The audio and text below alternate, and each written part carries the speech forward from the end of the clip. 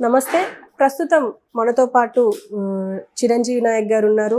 ఆయనని నాకు కొన్ని డౌట్స్ ఉన్నాయి. అది ఏపీ రాజకీయాల గురించి కావచ్చు, అక్కడ జరిగే పరిణామాల గురించి కావచ్చు. సో ఇప్పుడు ఆయన అడిగి తెలుసుకుందాం. నమస్తే సార్. నమస్తే అండి. జై భారత్ అండి. జై భారత్ సార్. సార్ ప్రస్తుతం టీడీపీ జనసేన పొత్తులు తెలిసిందే. ఇప్పుడు బీజేపీతో గత కొంతకాలంగా మాట్లాడుకుంటున్నారు. ఇప్పుడు ఏంటంటే ఈ బీజేపీకి టీడీపీకి మధ్య పొత్తులు జరగాలి అంటే ప్రయోజనం ఎవరికి, నష్టం ఎవరికి అని చెప్పేసి చాలామంది మాట్లాడుకుంటున్నారు. ఇవాళ కూడా చాలామంది నేతలు మేము టీడీపీకి రెబల్స్గా మారే అవకాశం ఉంది అని చెప్పేసి వినిపిస్తుంది. మీరేమంటారు? అంటే రెబల్స్గా అంటే ఇప్పుడు సీట్ రాని వాళ్ళు కొంతమంది రెబల్స్గా వేసేదానికి అవకాశం ఉంటుంది. ప్రజాదరణ ఉండి పొత్తుల వల్ల సీట్లు కోల్పోతే రెబల్గా వేసేదానికి అవకాశం ఉంది. ఈ బీజేపీ పొత్తుని డీలే చేస్తుందండి ప్రధానంగా. ఇప్పుడు టీడీపీ జనసేన అనేది ఎప్పుడో ఫిక్స్ అయిపోయినాయి కలిసి పోటీ చేయాలనేది. వాళ్ళకి ఏంటంటే వాళ్ళ పెద్దన్న కావచ్చు, లేకపోతే వాళ్ళ యజమాని, టీడీపీ జనసేనకి ఇప్పుడున్న యజమాని ఎవరంటే బీజేపీ. వాళ్ళ యజమాని నుంచి వాళ్ళకి గో హెడ్ కన్సెంట్ రావాలి. ఆ అప్రూవల్ రాకపోవడం వల్ల ఈ డిలే అంతా. బీజేపీ ఆ అప్రూవల్ ఎందుకు ఇవ్వట్లేదంటే దే ఆర్ చూస్తున్నారు, టీడీపీ జనసేన మనకు బెటరా, వైఎస్ఆర్సీపీతో ఉంటే బెటరా, టీడీపీ జనసేనలో ఉంటే మనకు ఎలాంటి ప్లస్లు ఉన్నాయి, లేకపోతే వైసీపీతో ఉంటే ఎలాంటి ప్లస్లు ఉన్నాయి, దాన్ని వాళ్ళు యాక్చువల్గా మెజర్ చేస్తున్నారు ఏది బెటర్ అని. ఇప్పుడు జగన్తో పోల్చుకుంటే ఈ 5 yearsలో వాళ్ళకి ఎలాంటి ఇబ్బందులు రాలేదు. 19 నుంచి 2024 వరకు జగన్ బీజేపీకి అగెనెస్ట్గా సెంటర్లో కానీ లేకపోతే వేరే పార్టీలతో కానీ బీజేపీ వ్యతిరేక కూటమితో ఉన్న వాళ్ళతో కానీ ఎక్కడ కలిసి బీజేపీకి అగెనెస్ట్గా మాట్లాడిన దాఖలాలు లేవు అనమాట. ఆ వేలో చూసుకుంటే బీజేపీ సేఫర్ బెట్గా కనిపిస్తుంది బీజేపీకి. ఇంకోటి ఏంటి, ఇప్పుడు 2014 నుంచి 19 వరకు చంద్రబాబు నాయుడు బీజేపీలో పొత్తులో ఉండి బీజేపీ వ్యతిరేక పార్టీ అయిన కాంగ్రెస్తో కలిసి 19కి ముందు కొంచెం హడావుడి చేశారు ఢిల్లీలో ఉండేప్పుడు. సో ఈ రకంగా బీజేపీకి చంద్రబాబు నాయుడు కొంచెం డ్యామేజ్ చేశాడు అనేది ఈ రోజుకి బీజేపీ మైండ్లో చాలా బలంగా ఉంది. అందుకనేసి చంద్రబాబు నాయుడుతో మళ్ళీ పెట్టుకుంటే మనకి ఎలాంటి డ్యామేజెస్ చేస్తారు, పొత్తు పెట్టుకుంటే మళ్ళీ ఎలా ఉండి కొన్ని రోజులు నుండి బయటికి వెళ్ళి మన ఎలా దాన్ని ఏమంటారు, అప్పుడు లోక్సభలో నో కాన్ఫిడెన్స్ మోషన్ తీసుకొచ్చి మళ్ళీ ఏమైనా తెస్తారేమో ఒక భయాందోళనలు అయితే ఉన్నాయి వాళ్ళకు. అందుకని వాళ్ళు వైసీపీకి ఫేవర్ చేసే విధంగా ఈ టీడీపీ, బీజేపీ అండ్ జనసేన పొత్తు ఫైనల్ చేయకుండా, సీట్లు అనౌన్స్ చేయకుండా వైసీపీకి ఫేవర్ చేసేలా ఉన్నారు అనేది బయట వినిపిస్తున్నట. చూస్తుంటే అది నిజమే కాబోలు అని అనిపిస్తూ ఉంది. ఓకే, ఇప్పుడు అలాగే ఇప్పుడు పవన్ కళ్యాణ్ భీమవరం టూర్ అని చెప్పేసి ఈ టూర్లో చాలా మంది కలిశారు. మీరేమంటారు దీని గురించి? అంటే ఒకటి, లాస్ట్ టైం ఆయన భీమవరం నుంచి పోటీ చేసి ఓడిపోయి ఉన్నారు. లాస్ట్ టైం పోటీ చేసినప్పుడు ఏంటంటే నేను పాపులర్ యాక్టర్ని, నేను గెలవకపోవడం ఏంటి అన్న కొంచెం ఓవర్ కాన్ఫిడెన్స్తో ఉండి ఉంటారు ఆయన అప్పుడు. సో ఈసారి లాస్ట్ టైం ఓవర్ కాన్ఫిడెన్స్ ఓడిపోయారు కాబట్టి దాని నుంచి నేర్చుకున్న లెసన్ కావచ్చు, లేకపోతే ఇప్పటికే భీమవరంలో ఆల్రెడీ వైసీపీ ఎమ్మెల్యే కొంచెం క్యాంపెయిన్లో అడ్వాన్స్డ్గా ముందుకు వెళ్ళిపోతున్నారు. సో నేను ఇప్పటికీ కానీ ఎవరిని కలవకపోతే మళ్ళీ 2019లో వచ్చిన రిజల్టే మళ్ళీ వస్తేమో ఒక భయం కావచ్చు. నాకు కొంతమంది ఫ్రెండ్స్ ఉన్నారు, అక్కడ అంత ఈజీ కాదు పవన్ కళ్యాణ్ గారికి ఈసారి కూడా అనేది వినిపిస్తా ఉంది. నా ఫ్రెండ్స్ నాతో చెప్తున్నమాట. సో అవి ఆయన దాకా కూడా వెళ్ళుండొచ్చు కదా, అంత ఈజీగా ఏం లేదు భీమవరంలో మళ్ళీ పోటీ చేసిన అనేది. సో దాన్ని బేస్ చేసుకొని ఈసారి గెలవాలంటే కనీసం కొంతమంది పెద్దల్ని కలిసి వాళ్ళ మద్దతు కూడగట్టే పని చేస్తున్నారేమో అన్నట్టు నాకు అనిపిస్తూ ఉంది. ఆ మాత్రం కూడా తిరగకపోతే ప్రజల్లో ఒక రకమైన దాన్ని ఏమంటారు, ఒక ఫీలింగ్ ఉంటుంది కదా, ఇక్కడ నుంచి కంటెస్ట్ చేశారు, ఓడిపోయారు, కనీసం ఇప్పుడు ప్రజా సమస్యల గురించి ఎప్పుడు మాట్లాడాల, భీమవరంకునే ప్రాబ్లమ్స్ ఏంటో ఎప్పుడు ఒక ప్రెస్ మీట్ పెట్టి అడ్రస్ చేసిన పాపాన పోలేదు. ఆయన పోటీ చేశారు, ఓడిపోయారు, వదిలేశారు ఆ కాన్స్టిట్యున్సీని. తర్వాత ఎప్పుడు విజిట్ చేయాల, ఏదన్నా అఫీషియల్గా పార్టీ కార్యక్రమాలకు వెళ్ళుంటారు. కానీ ఒక కంటెస్టింగ్ క్యాండిడేట్ ఆ కాన్స్టిట్యున్సీని ఎలా చూస్తారు, ఎలా విజిట్ చేస్తారు, ఆ కాన్స్టిట్యున్సీలో ఉన్న ఇష్యూస్ని ఎలా గవర్నమెంట్ దృష్టికి తీసుకొస్తారు, లేకపోతే ఎలా అడ్రస్ చేస్తారు అనేది ఆ వేలో చూస్తే పవన్ కళ్యాణ్ గారు భీమవరంని ఒక అపోజిషన్ క్యాండిడేట్గా రిప్రజెంట్ చేసినట్టయితే నాకు అనిపించలేదు. సో మేబీ ఈసారి ఆ నెగిటివ్ రిజల్ట్ రాకుండా ఉండేదానికి ముందుగా ఏమైనా ప్రయత్నాలు మొదలు పెడుతున్నారేమో అనిపిస్తుంది. ఓకే, ఇప్పుడు ఎలాగో జనసేన గురించి మాట్లాడుకున్నాం కాబట్టి వైసీపీ ప్రభుత్వాన్ని విమర్శిస్తూ నాగబాబు గారు ఒక పిట్టకథ రాసుకొచ్చారు ట్విట్టర్లో, అంటే ఎక్స్లో. దాని గురించి మీరేమంటారు? అంటే ఆయన పిట్టకథలు చెప్పడంలో కొంచెం ఎక్స్పర్ట్గా నాకు అనిపిస్తుంటా పర్సనల్గా. సో ఆయన ఏంటంటే ఆ పాలిటిక్స్ని జబర్దస్త్లో చేసే ఆ డబల్ ట్రిపుల్ మీనింగ్ డైలాగ్ని సేమ్ అదే వేలో పాలిటిక్స్లో కూడా మాట్లాడుతుంటారు. సో ఒక మెచ్యూర్డ్ పొలిటీషియన్గా ఎప్పుడు ఆయన మాట్లాడినట్టు నాకైతే ఎప్పుడు కనపడలేదు. సో ఇన్ దట్ వే ఆయన ఆ పార్టీకి కొంచెం నెగిటివ్ బ్యాగేజ్లోనే కనిపిస్తూ ఉంటారు నాకైతే ఎప్పుడు. సో డెమోక్రసీలో ఒక పొలిటికల్ పార్టీలో మెచ్యూర్డ్గా మాట్లాడాల్సిన పర్సన్లో ఆయన అయితే మాట్లాడరు. ఒక డెమోక్రసీలో మాట్లాడాల్సిన మెచ్యూర్డ్ పర్సన్లో ఉండాల్సిన ఆయన అలా మాట్లాడరు. ఇంకోటి ఆయన పార్టీ ప్రెసిడెంట్కి అన్న కదా, ఎంతో బాధ్యతగా మాట్లాడాలి ఆయన. పిట్టకథలు చెప్తే ఎవరు నమ్ముతారండి? పోరాటాలు చేయాలి, ప్రజల్లో ఉండాలి. ఎప్పుడో 2 నెలలకు ఒకసారి 3 నెలలకు ఒకసారి హాలిడే ట్రిప్కి వచ్చినట్టు ఆంధ్రప్రదేశ్కి వెళ్ళి సో పిట్టకథలు చెప్తే ఎవరు నమ్ముతారండి? అది మానుకొని ప్రజల కోసం ఏమన్నా ఫైట్ చేయగలరేమో చెప్తే బాగుంటుంది. నేను పిట్టకథలు ఏంటండి? ఓకే. అండ్ ఇప్పుడు వేమిరెడ్డి గురించి మాట్లాడుకుంటే వైసీపీలో ముఖ్య నేత, ఇప్పుడు ఆయన కూడా పార్టీ మారుతున్నారు అని చెప్పేసి న్యూస్ వస్తుంది. మేబీ ఆయన రియలైజ్ అయ్యి ఉండుంటారేమో ఎలాగో ఓడిపోయే ప్రభుత్వమే ఇది అనేసి. ఎందుకంటే 5 yearsలో ఫెయిల్యూర్ గవర్నమెంట్.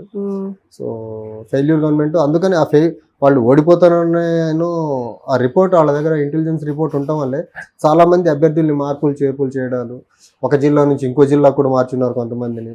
తర్వాత కొంతమంది పార్లమెంట్ నుంచి అసెంబ్లీకి మార్చున్నారు, కొంతమంది అసెంబ్లీ నుంచి పార్లమెంట్కి మారుతున్నారు, కొంతమందికి సీట్ నిరాకరించారు. ఇదంతా ఎందుకు చేస్తున్నారంటే ప్రజల్లో వాళ్ళ మీద కరుడు కట్టినదాను ఒక కూరుకుపోయిన వ్యతిరేకత ఉండడం వల్ల ఆ వ్యతిరేకత నుంచి జనాల్ని డైవర్ట్ చేసి మళ్ళీ ఏదో ఎలక్టరల్ గెయిన్స్ పొందేదానికి ఇవన్నీ చేస్తున్నారు. మేబీ మీరు చెప్పిన పేరు ఏదైతే ప్రభాకర్ రెడ్డి గారి పేరు ఉందో ఆయన రియలైజ్ అయి ఉంటాడు, ఎలాగో ఓడిపోతాం కదా, వేమిరెడ్డి ప్రభాకర్ రెడ్డి గారు ఓడిపోతున్నామని గ్రహించి ముందుగానే రాజీనామా చేసి బయటకు వచ్చేసారేమో అనిపిస్తుంది ఆ పార్టీలో నుంచి. ఇప్పుడు అట్లనే ఈ వైఎస్ జగన్ షర్మిలని కావాలనే కాంగ్రెస్ లోకి పంపించారు అని చెప్పేసి ఒక వార్త వస్తుంది. దాని గురించి ఇప్పుడు ఎవరు కావాలని పంపించలేదు. షర్మిల చిన్నపిల్ల ఏం కాదు కదా.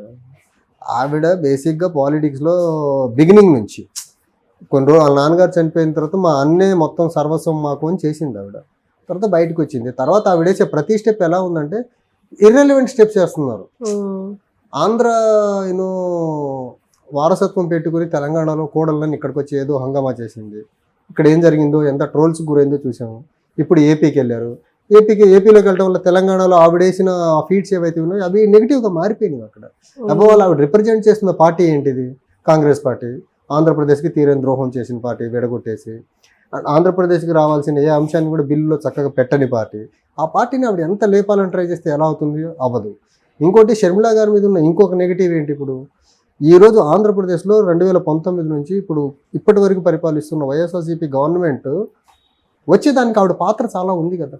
అలా చాలా కాంట్రిబ్యూట్ చేస్తున్నారు ఆవిడ ఆ పార్టీకి. ఈ మిస్ గవర్నెన్స్ ఈ 5 సంవత్సరాలు వైఎస్ఆర్సీపీ అందిస్తుందంటే దానికి ఆవిడ కాంట్రిబ్యూషన్ ఉంది. కాబట్టి ఫస్ట్ ఆవిడ అన్కండిషనల్ అపాలజీ చెప్పాలి.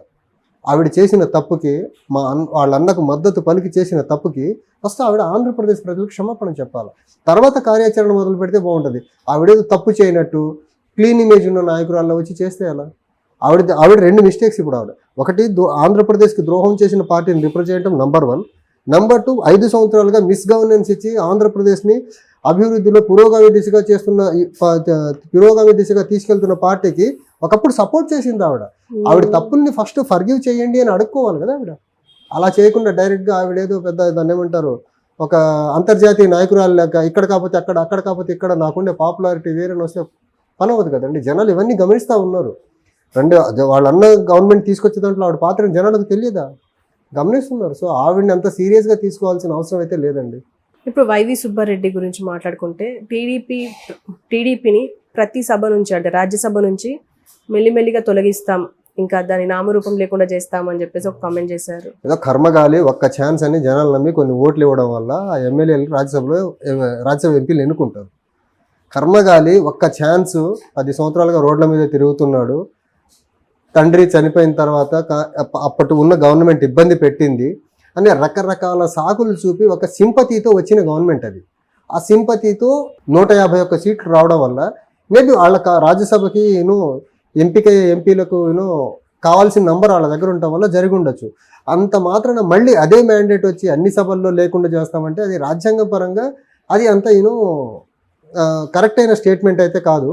రాజ్యాంగంలో డిసైడ్ చేయాల్సింది ఏ సభలో ఎవరు ఉండాలి ఎవరు ఉండకూడదని డిసైడ్ చేయాల్సింది ప్రజలు డిసైడ్ చేస్తారు 2024లో. ఆయన ఒక్క ఓటుతో ఆంధ్రప్రదేశ్ రాజకీయాలు మొత్తం మారిపోవు కదండి. అది ఆయన పెత్తందారితనానికి, ఆయన అహంకారానికి నిదర్శనం తప్ప ప్రజాస్వామ్యంలో ప్రజలు అల్టిమేట్గా ఏ సభలో ఎవరు ఎంతమంది ఉండాలని డిసైడ్ చేయాల్సింది వైవి సుబ్బారెడ్డి గారు కాదు కదా. మొన్న అంటున్నాడు ఆయన ఎంత ఇర్రెస్పాన్సిబుల్ స్టేట్మెంట్ అంటే, వాళ్ళ పార్టీ 2019కి ముందు అమరావతి రాజధాని, 19 నుంచి 24 మొన్నటి వరకు 3 రాజధానులు అని చెప్పి, ఇప్పుడు అమరావతి నుంచి యూటర్న్ తీసుకొని 3 రాజధానులు అన్నారు. 3 రాజధానుల నుంచి యూటర్న్ తీసుకొని ఇప్పుడు హైదరాబాద్ రాజధాని అంటున్నారు వాళ్ళు. సో అంత ఇర్రెస్పాన్సిబుల్ లీడర్ ఆయన మాటలు ఎలా సీరియస్గా తీసుకుంటామండి మనం అసలు. అయితే ఇప్పుడు ఒక ఆర్టికల్ నేను ఈ మధ్య చూసాను, ఏంటంటే వైసీపీ ప్రభుత్వం ఇచ్చే లాభాలు అయితే ఏమి ఉన్నాయి, పథకాలు అయితే ఏమి, అందులో ఫస్ట్ లబ్ధిదారు జగనే అని చెప్పేసి ఒక ఆర్టికల్ రాసుకుంటూ వచ్చింది. ఎందుకంటే ప్రతి కమిషన్ లో పర్సంటేజ్ కమిషన్, ప్రతి పథకంలో కమిషన్ ఆయనకే వెళ్తుంది కాబోలు, మేబీ ఉండొచ్చు. ఫస్ట్ లబ్ధిదారుడు ఆయన కుటుంబ సభ్యులు ఉండడానికి అవకాశం ఉంటుంది. ఎందుకంటే ప్రతి స్కీమ్ లాంచ్ చేసే ముందు వాళ్ళ పేపర్లో వాళ్ళ టీవీలోనే అడ్వర్టైజ్మెంట్ వస్తుంది కదండి. So in that way beneficiaries వాళ్ళే కదా. పథకం లాంచ్కి ముందే వాళ్ళకు యాడ్స్ రూపంలో వాళ్ళకు రెవెన్యూ వస్తుంది కదా, టీవీ కానీ పేపర్కి కానీ. ఇన్ దట్ వే వాళ్ళే ఫస్ట్ బెనిఫిషరీస్ ఉండొచ్చు. సార్ ఇప్పుడు సంపూర్ణ మద్యపాన నిషేధం చేసి 2024 ఎన్నికలకు వెళ్తాను అని చెప్పేసి జగన్ అంటున్నారు. అంటే ఇంతకు ముందు కూడా అదే అన్నారు, మొత్తం మద్యం నిషేధం చేస్తామని చెప్పేసి, అని మళ్ళీ వాళ్ళ బ్రాండ్స్ తీసుకొచ్చి గోల్డ్ మెడల్ ఏదో తీసుకొచ్చారు. దీన్ని మీరేమంటారు? ఒకటండి, ఇప్పుడు ఆయన అపోజిషన్లో ఉన్నప్పుడు 2019 ముందు ఎక్కడైనా సంపూర్ణ మద్యపాన నిషేధం చేస్తానని చెప్పాడు. అండ్ 2024 ఎన్నికలు వెళ్ళే నాటికి నేను సంపూర్ణ మద్యపానం చేసేసి ఒక్క వైన్ షాప్ కూడా లేకుండా ఉన్న చిన్న కొద్దిపాటి లిక్కర్ అవైలబిలిటీ కూడా ఒక 5 స్టార్ హోటల్స్కి నేను పరిమితం చేస్తాననే మాట చెప్పాడు అనమాట. ఆయన చెప్పింది అది. కానీ వచ్చిన తర్వాత ఏంటి, అప్పుడు ప్రభుత్వంలోకి వచ్చిన తర్వాత ఆయన వచ్చిన నాటికి ఎక్సైజ్ రెవెన్యూ ఏదైతే రాష్ట్రానికి వస్తుందో లిక్కర్ ద్వారా, అది 6,200 చిల్లర కోట్లు ఉండేదండి. ఈ టిల్ డేట్ చూసుకుంటే అది దగ్గరగా 14,900 చిల్లర కోట్లు ఉంది. అంటే ఆల్మోస్ట్ క్లోజ్ టు 15,000 crores. 6,000 కోట్ల నుంచి 15,000 కోట్లు, అంటే ఒక 10,000 కోట్ల రూపాయలు, ఆల్మోస్ట్ 9,000 కోట్ల రూపాయలు ఎక్కువ ఆదాయము లిక్కర్ ద్వారానే తేగలిగాడు. అంటే సంపూర్ణ మద్యపాన నిషేధం అని చెప్పి వచ్చిన ఆయన ఆంధ్రప్రదేశ్ రాష్ట్రాన్ని ఒక నాసి రకం మద్యం తీసుకొచ్చి ఆంధ్రప్రదేశ్ రాష్ట్రాన్ని మద్యం మత్తులో ముంచేశాడండి. మద్యమే కాకుండా విచ్చలవిడి గంజాయి సాగు, గంజాయి అమ్మకాలు ఆంధ్రప్రదేశ్ రాష్ట్రం మొత్తం. అండ్ ఇవన్నీ కాకుండా ఆ వైన్ షాపులు లైసెన్సులు కానీ, లేకపోతే బెల్ట్ షాపులు కానీ, పల్లెటూర్లలో నడిచే బెల్ట్ షాపులు కానివ్వండి, అవన్నీ వైసీపీ నాయకులు వాళ్ళ అనుబంధాలు, వాళ్ళ కుటుంబ సభ్యులు, లేకపోతే వాళ్ళ కార్యకర్తల చేతుల్లో ఉండిపోయినాయి. ఈ ప్రభుత్వం 2019లో అధికారంలోకి వచ్చే ముందు మద్యపాన నిషేధం చేస్తామని చెప్పి వచ్చిన ప్రభుత్వము కంప్లీట్ మద్యం ఆదాయంతోనే నడుస్తుందండి గవర్నమెంట్. ఆయన ముఖ్యమంత్రి గారే చెప్పారు, మాట స్టేట్మెంట్ అసెంబ్లీలోనే చెప్పారు ఆయన. మద్యం ద్వారా వచ్చే ఆదాయాన్ని అపోజిషన్ రాకుండా చేస్తుంది, మద్యం ద్వారా కొంచెం ఆదాయం రావడం వల్లే కదా రాష్ట్రానికి అప్పులు పుట్టేది, ఆ ఆదాయం చూపిస్తే. తర్వాత ఆ ఆదాయం ద్వారానే కదా మహిళలకు కొన్ని వెల్ఫేర్ చేసి కొన్ని స్కీమ్స్ ద్వారా డబ్బులు పంచగలిగేది. అంటే ఈ మహిళలు కూడా ఆలోచించాలి. ఇక్కడ జగన్ ఏదో డబ్బులు ఇస్తున్నాడు, వైసీపీ ప్రభుత్వం ఎక్కడి నుంచి ఇస్తున్నారు? మీ కుటుంబాల్లో మగవాళ్ళు తాగే వైన్ నుంచి వచ్చిన ట్యాక్సెస్ మీకు ఇస్తున్నారు. మళ్ళీ మీకు ఇచ్చిన డబ్బులు మీ ఇంట్లో మగవాళ్ళ దగ్గర నుంచి మద్యం యొక్క ట్యాక్స్ రూపంలో మళ్ళీ తీసుకుంటున్నారు. ఇది ఒక చైన్ రియాక్షన్ అయిపోయింది వైసీపీ గవర్నమెంట్కి. పేదోళ్ళకి డబ్బులు ఇవ్వడము, ఆ డబ్బునే మళ్ళీ విద్యుత్ ఛార్జీల రూపంలోనూ, చెత్త పన్ను రూపంలోనూ, లేకపోతే ఇప్పుడు మద్యం రూపంలోనూ, ఈ రకంగా పొద్దున్నే ఇచ్చి సాయంత్రానికి మళ్ళీ రిటర్న్ తీసుకుంటుంది గవర్నమెంట్. సో ఈ రకంగా వైసీపీ గవర్నమెంట్ అనేది ప్రధానంగా అభివృద్ధి లేకుండా మద్యం ఆదాయంతో నడుస్తున్న గవర్నమెంట్, అప్పులతో నడుస్తున్న గవర్నమెంట్. నేను ఈరోజు పేపర్లో చూసా, ఈ సంవత్సరంలో వాళ్ళు దగ్గరగా చేసిన అప్పు 9,000 కోట్లు. అసలు సంపద సృష్టి అనేది మర్చిపోయి అప్పులు మద్యం వ్యాపారం చేస్తే కాలం వెళ్ళబుస్తున్న ప్రభుత్వం ఇది. సో ప్రజలు కొంచెం అప్రమత్తంగా ఆలోచించి ఈ ప్రభుత్వాన్ని చాలా తొందరగా ఇంటికి పంపించాలండి. ఇంకొకసారి ఈ ప్రభుత్వం కానీ ఆంధ్రప్రదేశ్, ఈ పార్టీ కానీ మళ్ళీ ప్రభుత్వం ఆంధ్రప్రదేశ్లో ఫామ్ చేయగలిగితే ఇంకా ఆంధ్రప్రదేశ్లో ఇంకా అభివృద్ధి అనేది ఏ కనుచూపు మేరలో అసలు కనపడదండి. ఇంకా ఒక దయనీయమైన రోడ్డు వ్యవస్థ ఉంటుంది. ఒక మద్యం పాలసీ అయితే ఇంకొక లెవెల్కి వెళ్ళిపోతుంది. అది క్యాపిటల్ అనేది ఆయన హైదరాబాద్ అంటున్నారు, ఇంకొకసారి ఆయన గెలిస్తే లేదా అమెరికా వాషింగ్టన్ DC మాకు రాజధాని కావాలని అంటాడు ఆ వైవి సుబ్బారెడ్డి అనే వ్యక్తి. సో ఇవన్నీ ఆలోచించి రాష్ట్ర హితం కోసమని ఆలోచించి ఓటర్లు ఈ ప్రలోభాలకు లొంగకుండా నిజాయితీగా ఓట్ చేయగలిగితే బాగుంటుందండి.